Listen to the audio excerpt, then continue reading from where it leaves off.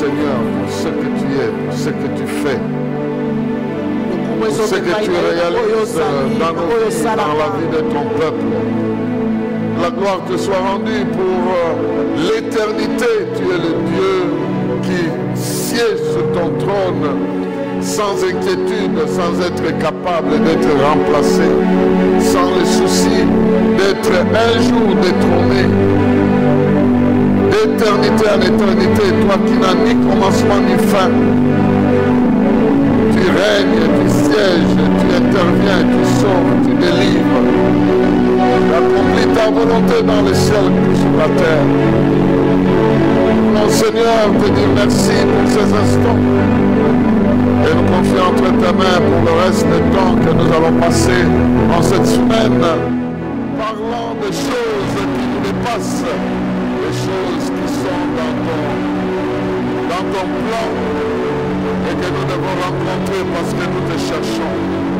Nous te cherchons au travers des séminaires, au travers des prières, au travers de ta parole, au travers de la communion de l'Esprit. Et nous te trouvons toujours au travers de ta parole, au travers de ton esprit. Bénis tes enfants, ceux qui sont présents et ceux qui sont en distance en train de nous suivre. Et que nous soyons abreuvés par ton esprit. Remplis de ta connaissance pour jouer notre rôle dans ce temps qui sont le temps de la fin. Nous remercions ainsi, Seigneur, pour commencer à te dédier tous ces jours de ce séminaire. Au nom de Jésus-Christ, notre Seigneur et Sauveur. Amen. Y a-t-il quelqu'un pour acclamer le Seigneur? On acclame le Seigneur dans sa maison. Il mérite la gloire, il mérite l'honneur.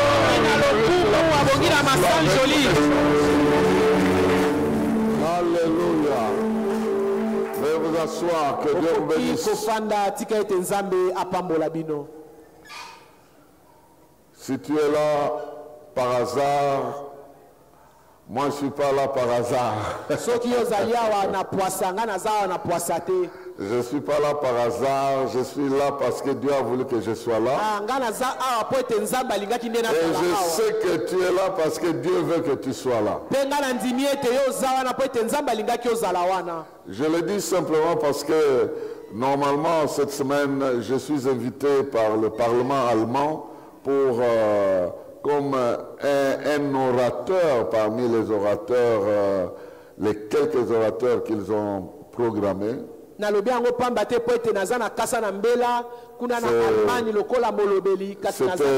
C'est une grande réunion annuelle. Ils invitent beaucoup de gens. La première fois que j'ai assisté à cette réunion-là, on m'a donné 7 minutes. Il y avait au moins 5 premiers ministres dans la salle. Autant de membres du gouvernement dans cette salle-là. On m'a donné 5 minutes. Quand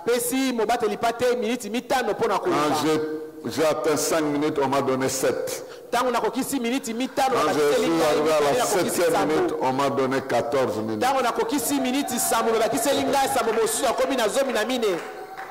Et depuis là, on ne cesse pas de m'inviter. Mais je ne suis jamais allé, je n'avais pas le temps. Cette année, ils ont insisté. Mais je ne suis pas autorisé d'aller. Parce que celui pour qui je travaille me dit, je t'engage pour la semaine de la Pentecôte.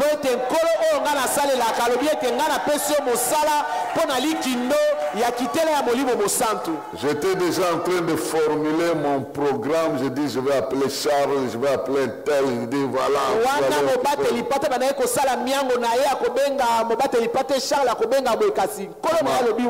On m'appelle en dernière minute que tu dois intervenir de l'Afrique. Tu es choisi seul.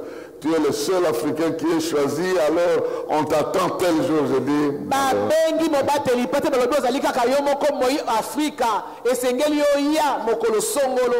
Je dis demandez au Saint-Esprit, ça c'est votre choix. Il va vous envoyer quelqu'un d'autre. Alors, j'aimerais dire que là je vais prendre la vengeance ici. Quelqu'un d'être béni en désordre. Quelqu'un d'être béni en désordre. Et quelqu'un doit recevoir un message qui doit révolutionner sa vie. Voilà, parce que je suis conscient que je dois être ici. Et je bénis ta présence parce que tu es là pas par hasard. Alors entrons dans la lecture du premier texte de notre séminaire.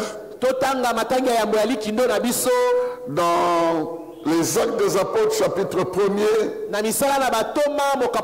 verset 4, verset 8. Actes des Apôtres, chapitre 1, verset 4 à 8. Nous sommes en train de placer ce séminaire sous le thème de l'émergence. L'émergence de la génération des serviteurs miracles. La génération des serviteurs miracles. Cette génération attend des serviteurs de Dieu qui doivent être comme des miracles, des signes et des prodiges. C'est Jésus qui a dit, moi et les enfants que l'Éternel m'a donnés, nous sommes des miracles, nous sommes des signes. Et je parle donc de l'émergence de cette génération des serviteurs miracles. Et cette émergence par la puissance du Saint-Esprit. Comment Dieu utilise et comment Dieu a prévu que le Saint-Esprit puisse qualifier une génération de serviteurs miracles. Et si tu es présent, c'est que Dieu t'a déjà qualifié. C'est passé dans ta vie. Alors je fais dans la Bible du Semeur, acte 1, 4 à 8, il est dit ceci. Or, un jour qu'ils prenaient un repas avec eux, il leur recommanda de ne pas quitter Jérusalem, mais d'y attendre ce que son père leur accorde. Mais d'y attendre que son père leur accorde le don qu'il leur avait promis. C'est le don que je vous ai annoncé, leur dit-il, car Jean a baptisé d'eau, mais vous, c'est dans le Saint-Esprit que vous serez baptisés dans peu de jours. Comme ils étaient réunis autour de lui, ils lui demandèrent, Seigneur, est-ce en ce moment-là que tu rendras le royaume à Israël? Il leur répondit, il ne vous appartient pas de connaître les temps et les moments que le Père a fixés de sa propre autorité, mais le Saint-Esprit descendra sur vous, vous recevrez la puissance et vous serez mes témoins à Jérusalem, dans toute la Judée et la Samarie et jusqu'au bout du monde. Quelqu'un dit bien Amen. Amen. Je vais aller jour après jour en train d'énumérer ces choses-là que Dieu fait dans notre vie pour que nous puissions devenir ces serviteurs miracles dans notre génération. Nous sommes ici avec un groupe qui deviendra un groupe de serviteurs miracles. Les gens que nous lisons ici, bientôt ils vont devenir des serviteurs miracles. Ils sont ce qu'ils sont là. Et Dieu est en train de les préparer. Mais si nous faisons attention, la manière dont ils procèdent avec eux, c'est la manière qu'ils procèdent procède avec nous. Mais il procède avec nous dans une autre dimension. Mais ce n'est pas très différent. Et nous allons apprendre cette manière ici. Et nous allons l'appliquer, le résultat sera le même. Le résultat sera, vous recevrez la puissance du Saint-Esprit. Et alors, Jésus est en train de leur parler. Il leur demande de rester à Jérusalem et d'attendre la promesse que le Père leur avait, en fait, qu'il leur avait donnée de la part du Père. Et ce qui est curieux ici, le Seigneur promet le Saint-Esprit par le Saint-Esprit. Pourquoi? Remontons un peu le verset ici. Retournons un peu au verset 1 et 2. Nous sommes dans les actes des apôtres. Il dit, cher Théophile, dans mon premier livre, j'ai exposé tout ce que Jésus a commencé de faire et d'enseigner, jusqu'au jour où il fut enlevé au ciel. Écoutez ceci, après avoir donné par le Saint-Esprit ses instructions à ceux qu'il s'était choisis comme apôtres. Quelqu'un dit bien Amen. Amen. Donc, les instructions que Jésus donne ici, il donne par le Saint-Esprit. C'est par la voix du Saint-Esprit qu'il leur donne la promesse du Saint-Esprit. Je ne sais pas si ça vous embrouille. Mais il est dit ceci. Il leur donna les instructions par le Saint-Esprit. Et quelle est cette instruction-là? Attendez ici jusqu'à ce que le Saint-Esprit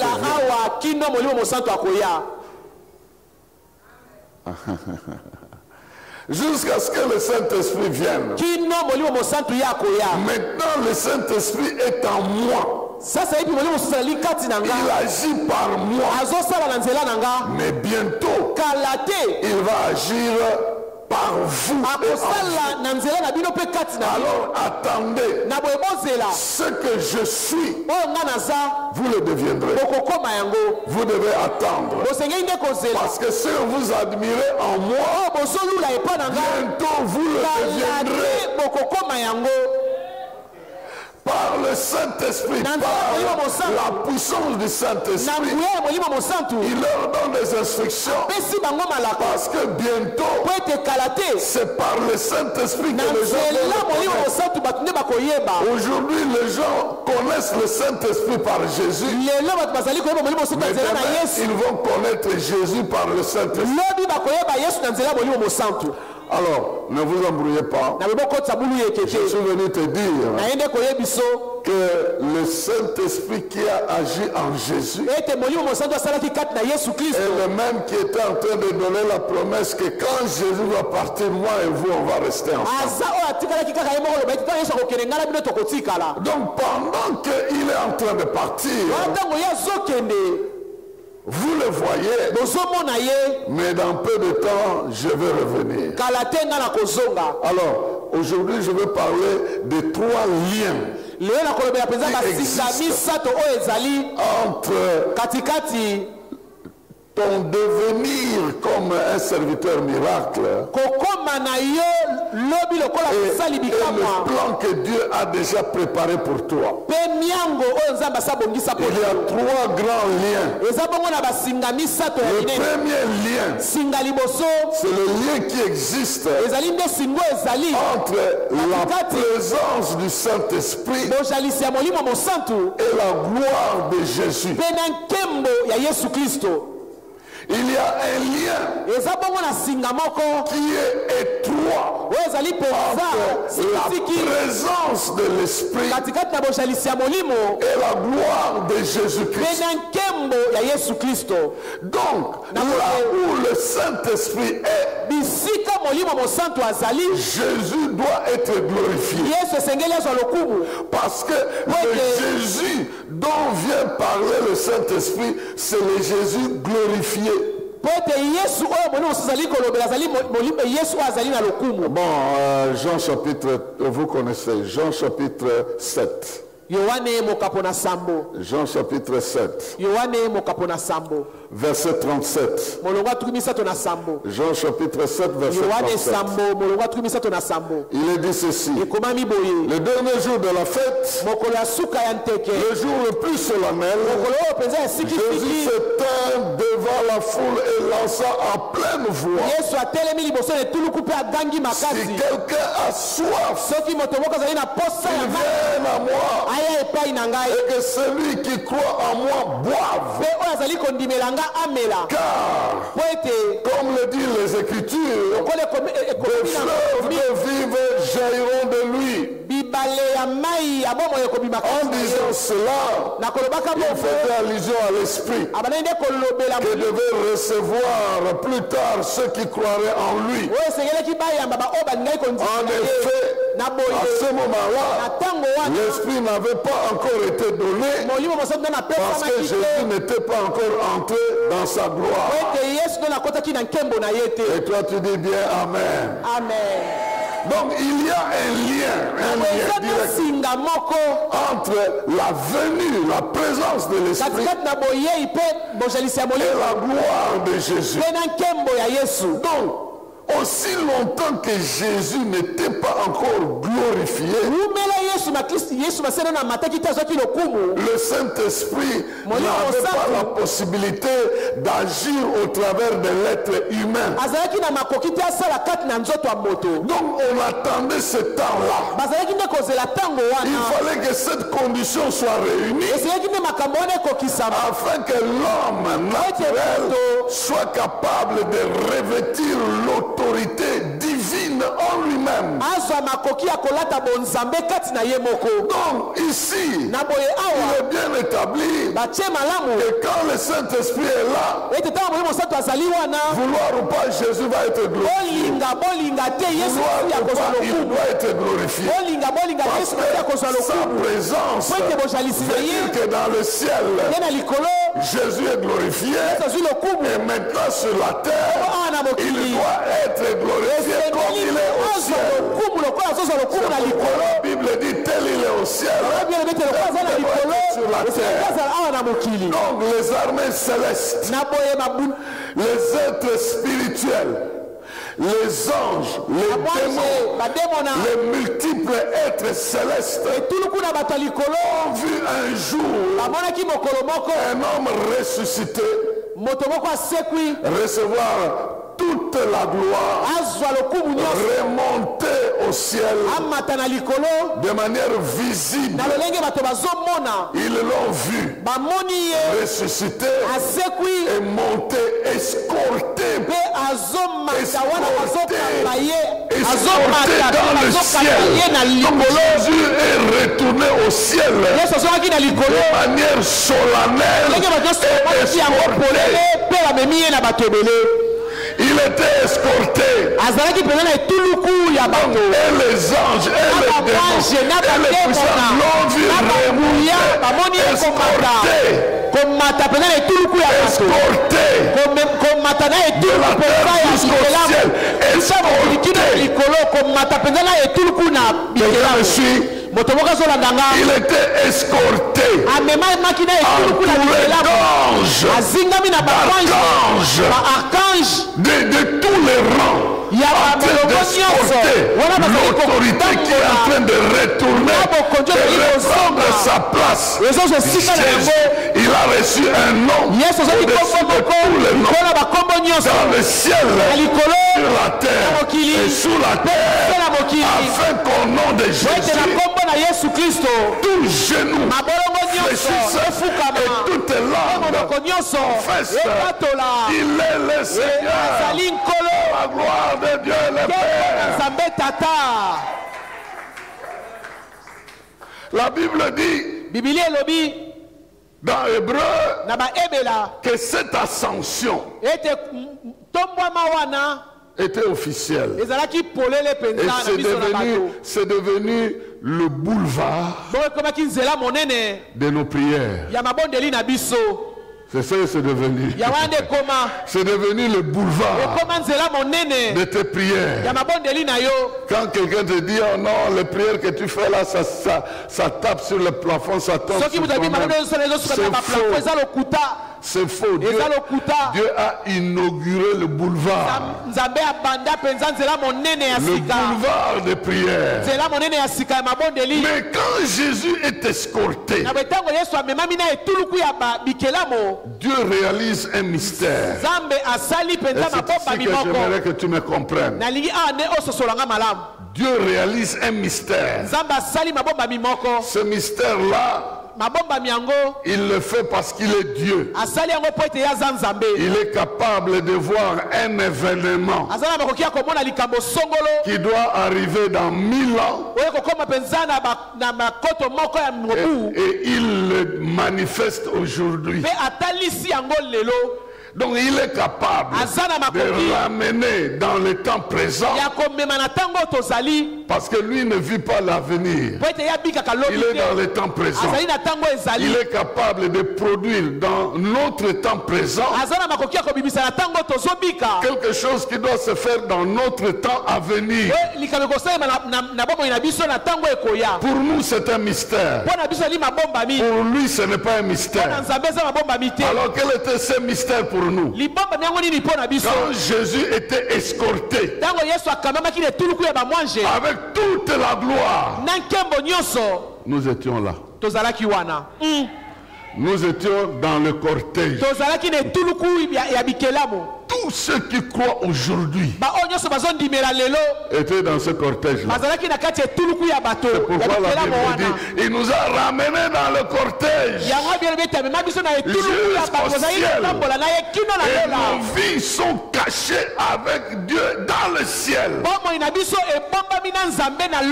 C'est quelque chose que tu vis aujourd'hui, mais dans le plan de Dieu, il a déjà réalisé ça. C'est pourquoi je dis que c'est un mystère. Vous n'allez pas comprendre. Et ne me demandez pas comment ça se fait, parce que c'est un mystère. Mais pour lui, il n'y a rien de mystérieux. Je n'ai pas le temps de vous lire ça, mais la Bible dit qu'il nous a ressuscités ensemble et il nous a transportés ensemble dans le royaume de son Fils. Donc ensemble on est ressuscités, ensemble on est montés. Est-ce que tu sais que les esprits que tu crées aujourd'hui, ils t'ont vu dans le cortège? Je ne sais pas si tu sais qu'ils t'ont vu dans le cortège. Imaginez-vous quelqu'un qui est toujours dans le cortège du chef. Quand tu es toujours dans le cortège du chef, on oublie ce que tu es toi-même. On t'identifie toujours avec le chef. Je ne sais pas si vous me comprenez. Quand tu es dans le cortège du chef, le chef n'est plus là. On te voit en train de te promener. On va dire quoi? Celui-là, on l'a vu dans le cortège du chef. Et tu sais que c'est comme ça que même les sorciers te reconnaissent. Que ce type ici, il était dans le cortège. Donc Dieu, connaissant déjà ceux qui vont être sauvés, il les a emportés dans le cortège. Donc, tu as accompli l'acte de croire en Jésus aujourd'hui. Déjà tu es transporté.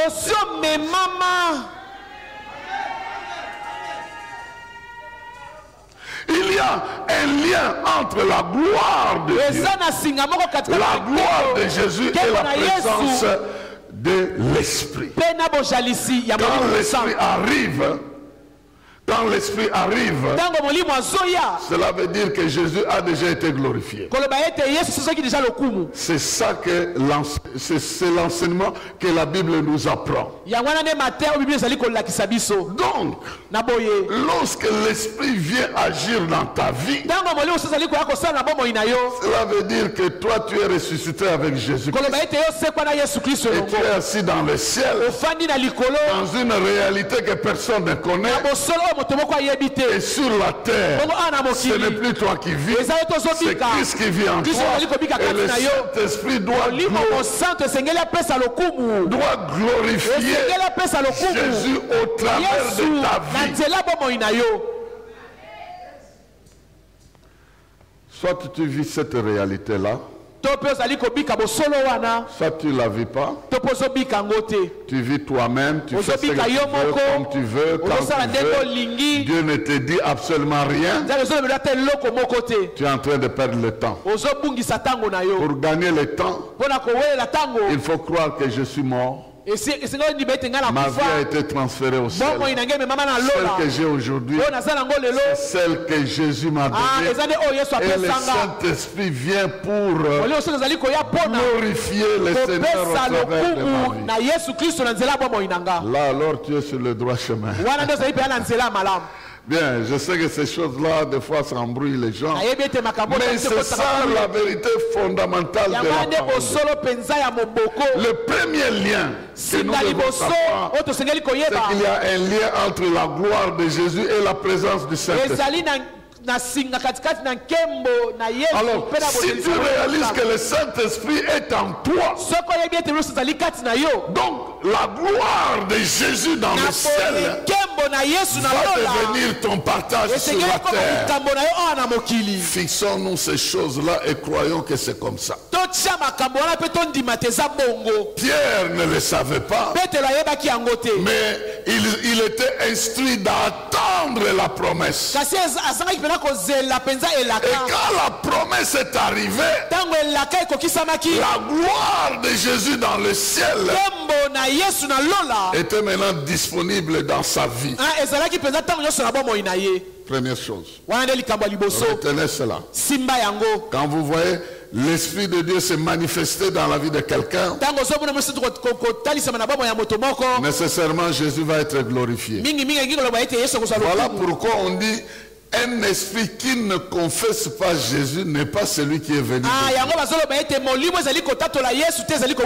Parce que celui qui vient de Dieu va nécessairement honorer, glorifier Jésus-Christ. Mais si ça vous parle d'autre chose, faites très attention. Ça ne peut pas être l'Esprit de Dieu. Ça peut être un esprit d'envoûtement.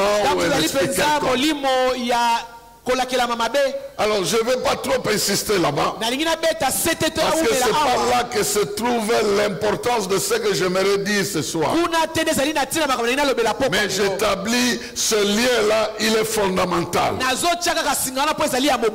Quand Dieu te bénit par la présence de l'Esprit, tu deviens le territoire où Jésus doit être glorifié. Tous les aspects de ta vie. Deuxième lien. Il existe un lien étroit entre tout ce que Jésus a réalisé, la souffrance de Jésus, la vie de Jésus, la gloire de Jésus, l'autorité de Jésus. Il existe un lien très étroit entre tout ce que Jésus a réalisé et la transformation de ta vie.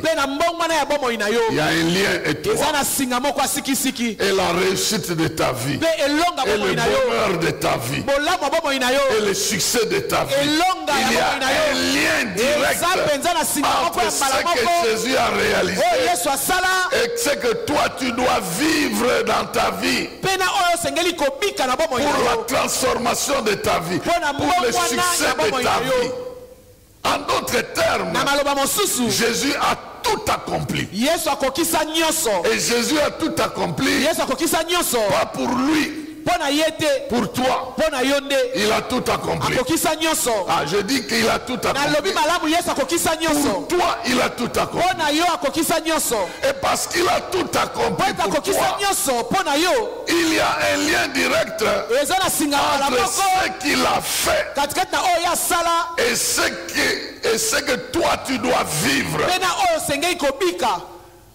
Il y a un lien direct. Pourquoi? C'est pour nous qu'il a fait ça. C'est pour nous qu'il est mort. C'est pour nous. C'est pourquoi vous entendez, vous lisez des passages qui disent: il est devenu péché pour que nous puissions obtenir la justification.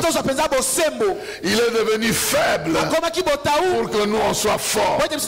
Il est devenu pauvre pour que nous on soit en riche. Il y a un lien direct entre ce que Jésus est, entre ce qu'il a fait, entre ce qu'il a réalisé et ce qu'il fait aujourd'hui et notre propre vie. Il y a un lien direct. Il ne l'a pas fait pour lui-même. Il l'a fait pour nous. Et voyez son déplacement de la terre au ciel. Après sa résurrection, Jésus est allé répandre le sang qu'il a fait couler sur l'autel du ciel pour consacrer une fois pour toutes le pardon de Dieu dans la vie des hommes, la délivrance des hommes, le salut des hommes. Sur le tabernacle de la terre, on devait offrir chaque fois des sacrifices. Mais sur le tabernacle du ciel, parce que la terre, le tabernacle de la terre était fait sur base du reflet de ce qu'il avait vu dans le ciel. De la même manière que Moïse a tué un agneau, il a répandu le sang sur l'autel et une autre partie il a répandu sur le peuple. Et il dit: voici l'alliance. À partir de cette alliance, vous avez accès à la présence de Dieu pour être capable de témoigner ce que Dieu est capable de faire. Jésus lui a répandu son propre sang. Il est entré avec son propre sang. Il a répandu ça sur l'autel. Ça brûlait devant le Père. Et à cause de cette odeur du sang de son propre fils, le pardon a été prononcé au nom de Jésus-Christ. Si le sang des animaux ont poussé Dieu à créer les saisons. Quand Noé est sorti de l'arche, il a récupéré quelques animaux, il a offert l'offrande. La Bible dit que dès que Dieu a senti l'odeur de ce sacrifice-là, imaginez-vous un animal qui se réjouissait: ah, mes amis qui étaient restés sont morts, moi je suis en vie. On le prend, on le sacrifie. Sa vie n'a pas duré, on sacrifice. Après avoir été sauvé de l'arche, il devient sacrifice. La Bible dit que cette odeur est arrivée au trône. Dieu a senti ça et dit: ah! Je traduis différemment ce verset-là. Donc quelque chose de bien aussi peut venir de l'homme. Il n'y a pas que de mal chez lui. Donc quelque chose de bien peut venir aussi de l'homme. Donc à partir de maintenant, je déclare les saisons dans la vie de l'homme. Le chaud et le froid. Il n'y aura pas une seule saison, il y aura multiplicité. Dieu a déclaré les saisons sur base de l'odeur du sacrifice. Maintenant, quand il a senti l'odeur du sang de Jésus, il a déclaré la saison de la grâce. Pendant ce temps, quiconque reconnaît ses péchés est pardonné et libéré à cause de la qualité de ce sang-là. Il a ouvert la porte à quiconque, quel que soit le mal qu'il avait fait. Il y a un lien entre le sacrifice de Jésus et la transformation de la vie d'un être humain. Alors, tout être humain est sauvable, est transformable. Tout être humain, qu'il soit difficile à gérer, qu'il soit incrédule, qu'il soit dur comme il veut, la vie humaine est attachée au sacrifice de Jésus. Il y a un lien. Parce que Jésus a tout accompli. Tout ce qu'il a accompli peut se vérifier dans la vie d'un homme. C'est pourquoi je vous demande de croire que les gens difficiles peuvent aussi être sauvés. Parce que ce que Jésus a fait peut résoudre leurs problèmes. Donc les circonstances difficiles que tu traverses peuvent être résolues par ce que Jésus a fait. Parce que ce que Jésus a fait peut résoudre des problèmes difficiles de ta vie. Dans sa vie, il a rencontré un monsieur qu'on ne savait pas dompter, qui demeurait dans les tombes, qui s'est blessé. On l'enchaînait, il cassait les chaînes. Mais la présence de Jésus l'a réhabilité en quelques minutes. Et je suis en train de te dire que maintenant tu viens dans ce séminaire, tu es en train de placer tes problèmes devant celui qui résout toutes sortes de problèmes. De la même manière que ce monsieur indomptable était devant Jésus, de la même manière Jésus se présente devant ta vie et tous les problèmes compliqués se réunissent devant lui. Et je vais te dire qu'il va te libérer de parce que tous tes problèmes-là ont déjà été travaillés et leurs solutions ont déjà été trouvées dans la vie et les actions de Jésus. Ça, c'est la deuxième chose. Le troisième lien, avant que je parle d'autre chose, c'est que la venue de Jésus, du Saint-Esprit, c'est pour rendre matériel tout ce que Jésus a réalisé. C'est pour matérialiser ce que Jésus a réalisé. Que ça devienne vivable en nous. Par la présence du Saint-Esprit, Jésus doit être glorifié. Par la présence du Saint-Esprit, tout ce qu'il a réalisé pour ma vie, le Saint-Esprit vient matérialiser cela. Il a tout accompli pour que je ne sois pas bloqué. Il a tout accompli pour que j'aille de l'avant. Il a tout accompli pour que je sois en bonne santé. Il a tout accompli pour que je marche avec Dieu.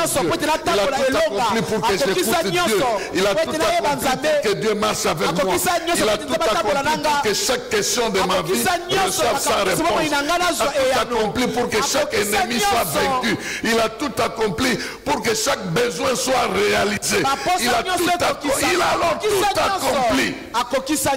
Et le Saint-Esprit vient pour démontrer cela. En fait, c'était ça l'introduction d'abord. De 3 liens qui existent. Et maintenant, les choses que nous allons voir maintenant se rapportent à ces liens-là. Et là où tu te poses la question, est-ce c'est possible qu'une telle chose m'arrive? Réponds, est-ce que Jésus a pris ça en compte quand il vivait? Si oui, ton problème peut être résolu. Parce qu'il a pris ça en compte. Or, il a tout accompli. Et je prie que Dieu te bénisse. Alors, quelles sont les étapes? Avant maintenant de parler des étapes, j'avais d'abord parlé de ces 3 liens-là qui existent. Quelles sont ces étapes-là? Aujourd'hui, je vais parler de 2 étapes. Parce que j'ai déjà pris le temps pour introduire, mettre les conditions dans lesquelles tu seras. 2 étapes. La première étape, c'est l'échange. L'échange. Voilà. Il établit l'échange. L'échange de ses pensées par rapport à tes pensées. L'échange de sa vision par rapport à ta vision. Il commence par là.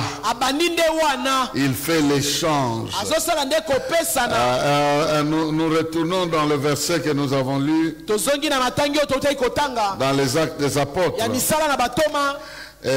Il y a un souci que les apôtres ont. Non, que les apôtres avaient. Nous sommes dans Actes chapitre 1 verset 6. Comme ils étaient réunis autour de lui, ils lui demandèrent, Seigneur, est-ce en ce moment-là que tu rendras le royaume à Israël? Il lui pose la question. C'est ça leur souci. Leur souci, c'est de voir. Ils sont libérés de toute forme de lien. Ils étaient sous la domination des Romains. En ce moment-là, leur souci, c'était que leur pays aussi soit libéré. Que leur peuple soit libéré. C'était ça leur souci. Si Dieu veut te transformer, il va te trouver avec un souci. Il va te trouver avec un souci. Et il va remplacer ces soucis-là. Je parle à quelqu'un ici. Il va enlever ton souci-là. Il va le remplacer par ce que lui pense pour toi. Je prie que tu comprennes ça. Je prie que tu saisisses ça. Enfant au pluriel. Vous avez trouvé quelque chose? Rien, nous n'avons rien attrapé. Jetez le filet du côté droit. Il les a trouvés avec un souci. Et il avait la réponse à ce. Il voulait enlever ce souci pour remplacer. Je me tiens ici au nom de Jésus. Et je suis en train de déclarer dans ta vie, le souci fondamental de ta vie te sera enlevé. Et Dieu va remplacer les soucis de son royaume dans ta vie. Pendant que tu m'écoutes, qu'il en soit ainsi. Veux-tu être guéri? Je n'ai personne pour me jeter dans l'eau. Je parle de quelqu'un qui connaît ton souci. Je parle de quelqu'un qui connaît ton souci. La Bible dit que Jésus savait qu'il était là depuis longtemps. Dieu sait, il sait. Depuis combien d'années, depuis combien de temps tu as un souci. Tes parents ne peuvent pas résoudre ça. L'argent ne peut pas résoudre ça. La nourriture ne peut pas résoudre ça. Aucune personne dans la vie ne peut résoudre ça. souci profond, permanent. Il y a un Dieu qui peut enlever ça et mettre autre chose à la place, de plus grand, de plus noble, de plus puissant, de plus autoritaire.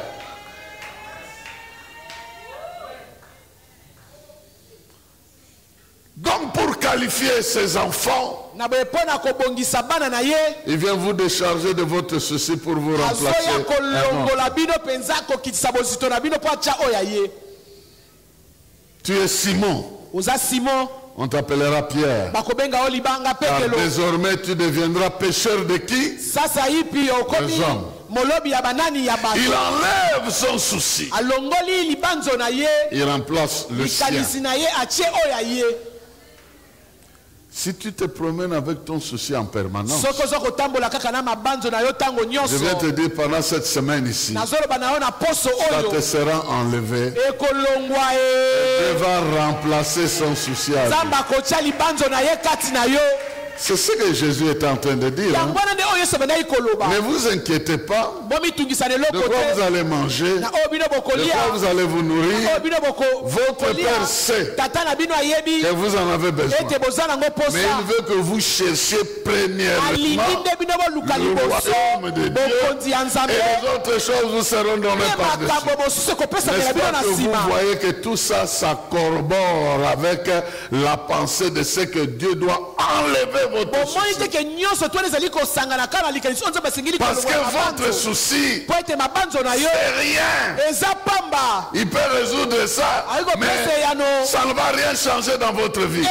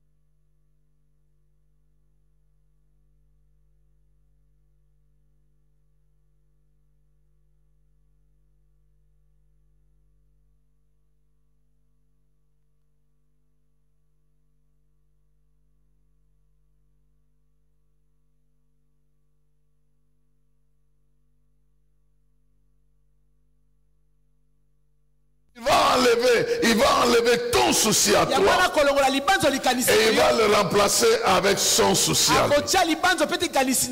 Il va dire, c'est pas maintenant que vous devez juger ce temps-là. Ce temps-là, le Père l'a lui-même fixé. Il y aura un temps, tu auras 10, tu auras 20, tu auras 30. Il a fixé ça lui-même.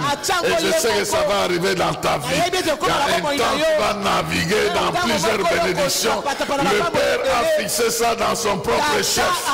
Mais c'est son souci à lui, c'est que tu sois rempli de l'Esprit et que le royaume de Dieu, la gloire de Dieu, l'autorité de Dieu, les œuvres de Christ deviennent manifestes dans ta vie. Que tu sois un reflet de Jésus en train de circuler sur la terre. Que le royaume de Dieu soit présent sur cette terre par toi, par ton canal. C'est ça son souci. Son souci veut non pas que tu règnes avec le bien, mais que Dieu règne en toi pour le bien. Et les autres choses vont te suivre. changement de fardeau. Échange de fardeau. Est-ce que quelqu'un comprend? Échange de fardeau. C'est ce que Jésus disait. Déchargez-vous de vos fardeaux et prenez le mien. Le mien est doux et léger. Le vôtre, il est trop lourd. Mais si vous prenez le mien, le vôtre sera accompli. Je parle à quelqu'un ici. Quelqu'un est en train de comprendre. Et il est important de saisir cette dimension-là. Il viendra enlever mon fardeau pour me mettre le sien. Et l'apôtre Paul dit, nous avons la pensée de Christ. Elle est en train d'agir en nous.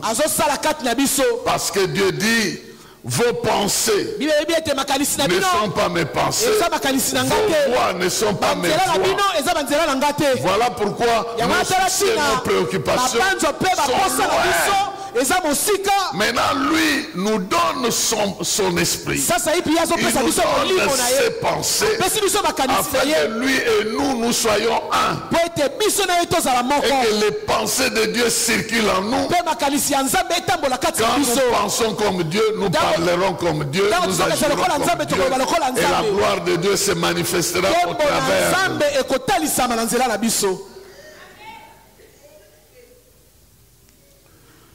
Quand Jésus a chassé le diable dans la vie de Pierre, il ne lui a pas dit arrière de moi Satan parce que tes pensées sont diaboliques. Non. Il lui a dit arrière de moi Satan parce que tes pensées sont humaines. Des pensées humaines, non pensées humaines là. Ça ne peut rien faire dans le royaume. C'est pourquoi même Dieu, il nous donne au-delà de ce que nous demandons et au-delà de ce que nous pensons, au-delà. Parce que nos pensées là, c'est vraiment terre à terre. Lui ne peut pas s'abaisser jusque-là, il va au-delà de ce que nous pensons. Donc pendant ce temps ici, nous allons échanger nos fardeaux avec le Seigneur. Nous allons lui dire, je vais cesser de m'inquiéter de cette tension qui monte et qui descend. Je veux me concentrer sur ce que tu veux que je fasse et faire ce que tu veux que je fasse afin que tu te glorifies au travers. Ah, quelqu'un va faire cette prière là. Il y aura échange de fardeau. Parce que ton fardeau humain, il va te fatiguer. Dieu veut que tu portes son fardeau à lui. C'est un fardeau léger. Jésus est en train de dire, qui peut à cause de ses soucis ajouter 1 heure de vie de sa vie? Les soucis ne viendront jamais régler le problème. Mais la confiance en Dieu peut régler le problème. Et je suis venu te dire, il y a un Dieu qui récupère les fardeaux. Et pendant ce temps, il va récupérer ton souci. Ton souci majeur va être classé dans ses archives. Parce qu'il veut t'utiliser selon lui. Donc il dit à ses disciples, c'est pas ça. C'est pas maintenant le royaume des hommes, mais c'est le royaume de Dieu qui doit fonctionner en vous. Pas les idées du royaume des hommes, mais le royaume de Dieu qui doit fonctionner en vous. Et ce royaume qui doit fonctionner en vous, il viendra être manifesté par la présence du Saint-Esprit. Lorsque l'Esprit viendra, alors vous allez vivre une puissance et vous serez mes témoins. Donc si on lui fait confiance à Jérusalem, confiance na Si on Jérusalem, lui fait une confiance à Jérusalem, on peut ressusciter. Là où on est enterré, là où on a dit, si on lui fait confiance, on peut voir des preuves de sa vie. La deuxième chose pour terminer. Rappelez-vous, j'ai d'abord mis une base sur les liens qui existent entre ce que la gloire de Jésus est et la présence du Saint-Esprit. Sa présence signifie Jésus a été glorifié et il doit être glorifié. Il a reçu un nom au-dessus de tous les noms. C'est pourquoi quand tu dis à un esprit au nom de Jésus, je te chasse. Tu es à une époque où tu es rempli de l'esprit. Jésus a déjà été glorifié et cet esprit doit confesser qu'il est Seigneur et il doit obtempérer à tes ordres. Et qu'il y a un lien entre ce que Jésus a réalisé et ta propre vie aujourd'hui. Ta vie doit refléter ce que Jésus a réalisé pour toi. Et que le Saint-Esprit est venu pour matérialiser tout ce que Jésus a réalisé. Il vient matérialiser ça dans notre vie. Voilà pourquoi le premier acte qu'il pose, c'est de nous enlever le fardeau. Les fardeaux liés aux réalités de cet environnement, aux réalités de ce monde. Et la deuxième chose qu'il fait, il nous confie, il nous tourne vers les réalités du royaume de Dieu. Pour que nous puissions nous engager à vivre, à fonctionner et à utiliser le pouvoir du royaume de Dieu plutôt que celui des hommes. Je vivrai dans ce monde, mais je ne serai pas de ce monde. Je vivrai dans ce monde, je mangerai la nourriture des gens de ce monde, mais le pouvoir que je vais utiliser, ce n'est pas le pouvoir de la loi des hommes, ce n'est pas le pouvoir de la constitution des hommes, c'est le pouvoir de Dieu au-dessus de celui des hommes. Voilà pourquoi je vais recevoir le Saint-Esprit pour que je fonctionne dans la dimension du royaume de Dieu et non du royaume des hommes. Bien-aimé, Dieu veut que tu fonctionnes dans la dimension de son royaume. Vivre le pouvoir de son royaume, les lois de son royaume, l'autorité de son royaume, tout en vivant sur la terre. Nous observons les lois du royaume de Dieu. Là où c'est contradictoire avec les lois des hommes, nous obéissons aux lois de Dieu. Daniel a vécu dans un environnement politique à l'étranger où le royaume des hommes s'imposait partout. Et les rois de cette époque étaient l'incarnation des divinités. Mais eux ne vivaient pas au niveau de ce royaume. C'est pourquoi le feu de ce royaume ne pouvait pas le brûler. C'est pourquoi les lions de ce royaume ne pouvaient pas le brûler. C'est pourquoi le complot de ce royaume ne pouvait pas le faire disparaître. Je suis en train de dire à quelqu'un ici, tu vivras dans le royaume de Dieu. Le pouvoir du royaume de Dieu. Le pouvoir des hommes ne te fera rien du tout. La haine des hommes ne te fera rien du tout. Les ordonnances des hommes ne te feront rien du tout. Tu les fracasseras, tu les détruiras. Tu marcheras sur les serpents, les scorpions, la puissance de l'ennemi. Rien ne pourra te nuire parce que tu fonctionnes avec un pouvoir qui vient de Dieu.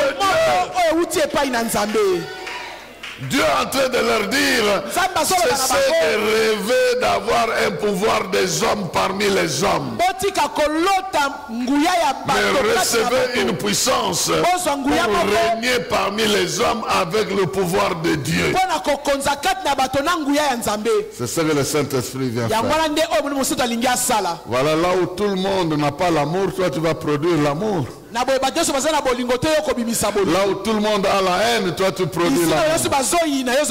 Là où tout le monde a la peur, toi tu produis le courage. Là où tout le monde recule, toi tu progresses. Là où tout le monde est bloqué, toi tu dépasses les limites. Oui, je suis venu dire à quelqu'un, pendant cette semaine ici, nous allons progresser. Reconnaissez que nous sommes dans des liens absolus. Donc c'est le Saint-Esprit qui vient matérialiser tout ce que Jésus a fait. Je n'ai pas besoin d'avoir été à Jérusalem. Je n'ai pas besoin d'avoir touché Jésus physiquement. Je n'ai pas besoin d'avoir mangé avec lui. Non. J'ai simplement besoin de croire que ce qu'il a fait, c'est pour moi. Il a été glorifié. Et moi aussi j'étais dans le cortège. Et maintenant l'ennemi ne doit pas oublier que j'étais dans ce cortège. Et je suis toujours membre du cortège. Et moi je me promène aussi avec ceux qui étaient avec Jésus dans le cortège. Les anges qui ont escorté Jésus hier, ils sont en train de m'escorter aujourd'hui. Ils protègent la vie de... Je croyais que tu allais mettre ton nom, tu vois.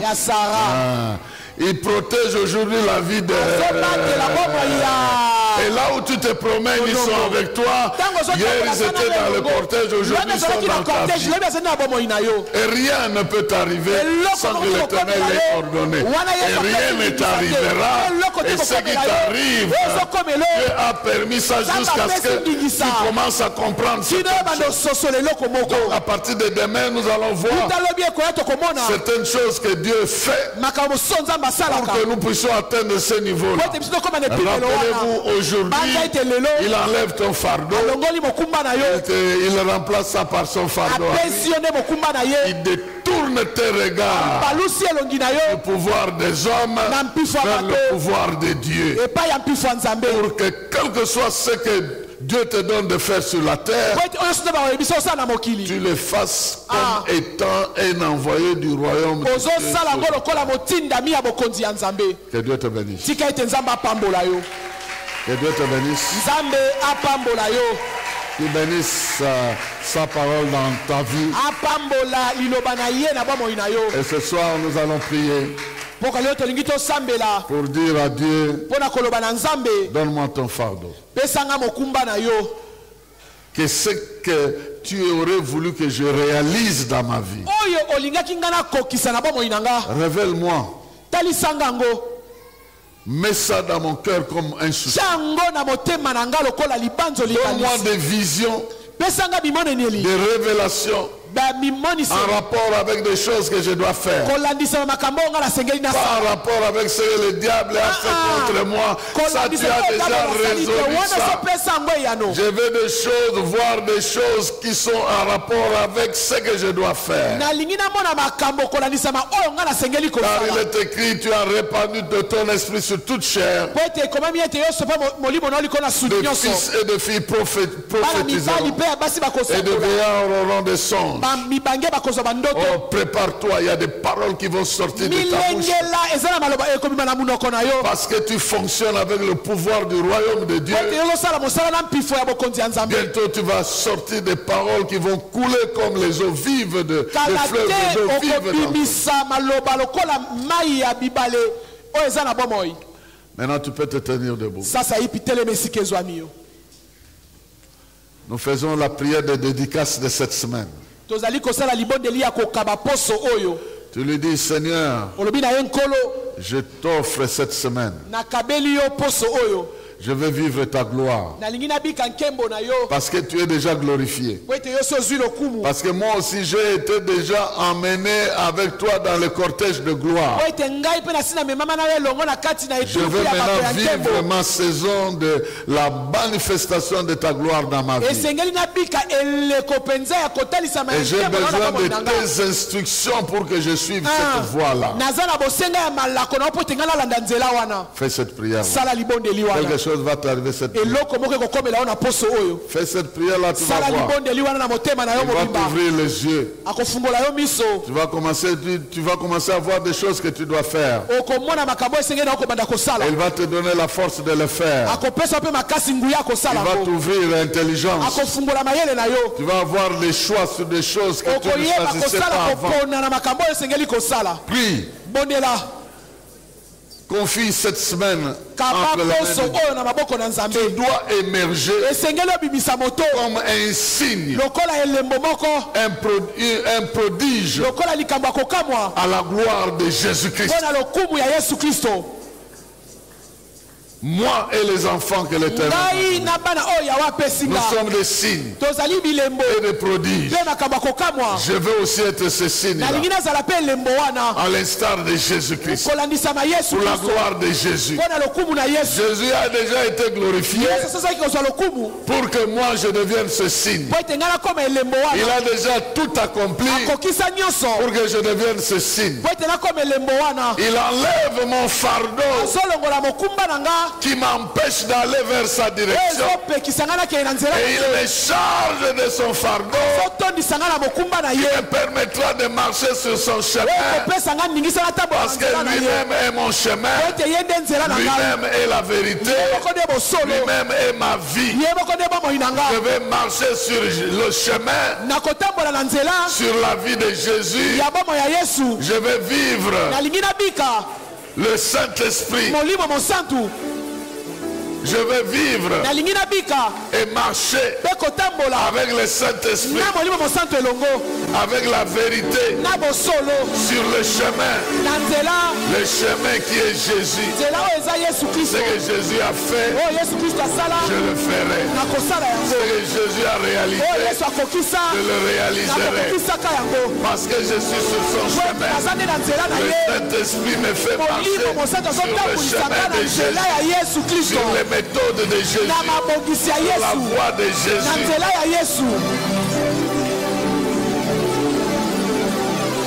Commence à faire ces prières-là.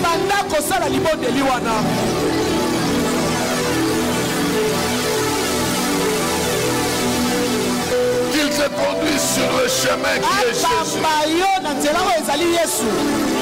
Si Jésus est ton chemin, il est la voie que tu suis. Tu ne manqueras de rien. Tu ne manqueras de rien. Il est un chemin sûr. Un chemin qui amène aux objectifs sûrs. Un chemin protégé.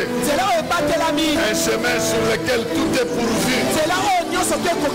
Il y a à boire sur ce chemin. Il y a à manger sur ce chemin. Il y a à connaître sur ce chemin.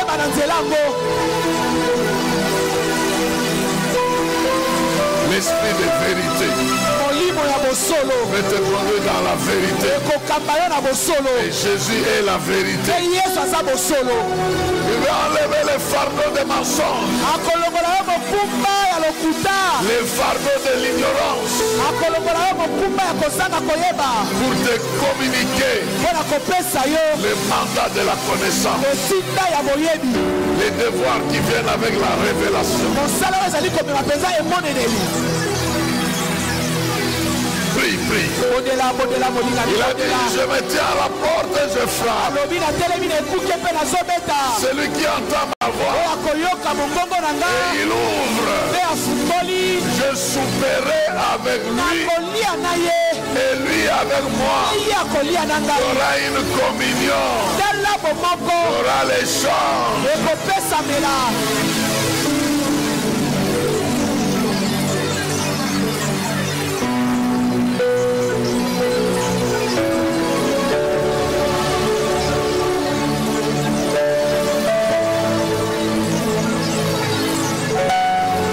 Engage-toi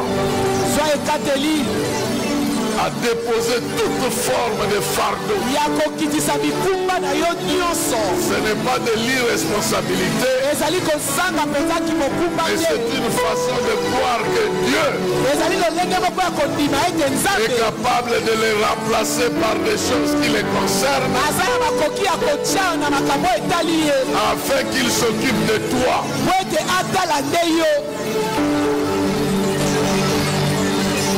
Il sait que ce fardeau, ça peut t'amener des stress. Ça peut changer ta tension. Te donner des bibons et des maux d'estomac. Il veut les remplacer avec le fardeau de la prière, le fardeau de l'évangélisation, le fardeau de la communion avec nous, le fardeau d'être lumière. Et les autres petits problèmes des ténèbres vont disparaître.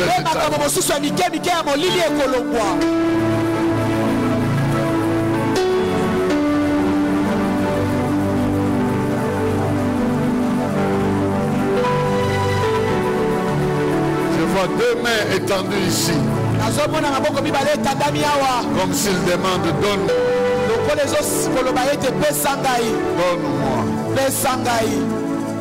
Laisse entre mes mains ce qui te tracasse. La peur, la honte, l'ignorance, les soucis, la culpabilité, la tristesse, la colère. Laisse ça entre ses mains.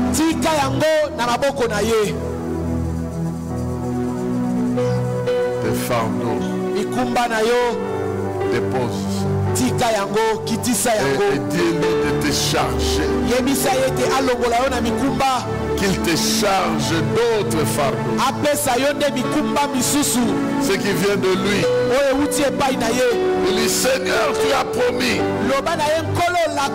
que tu vas enlever mes fardeaux si moi je te les présente. Et tu vas me donner tes fardeaux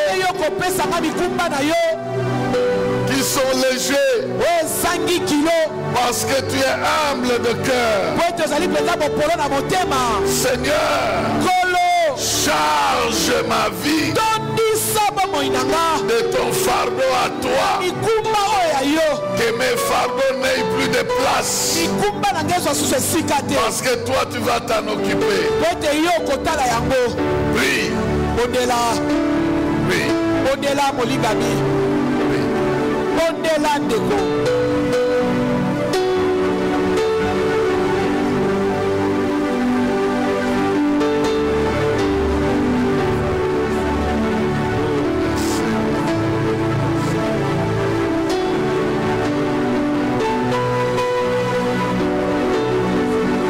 Notre premier jour, en vertu du pouvoir qui m'a été donné, je détruis ce fardeau-là.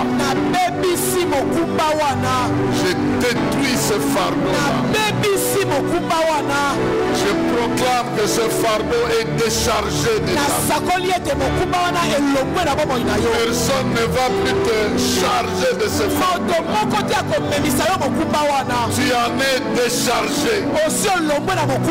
Et Jésus lui-même te charge. Et vos fardeaux qui sont légers, que le Saint-Esprit viendra t'aider à transporter. C'est une nouvelle arme. Il va t'aider à manipuler cela. Il va tirer sur la honte, elle va se détruire. Il va tirer sur la jalousie, elle va disparaître. Il va tirer sur la sorcellerie, elle va s'éclater. Il veut charger ton épaule d'une nouvelle arme.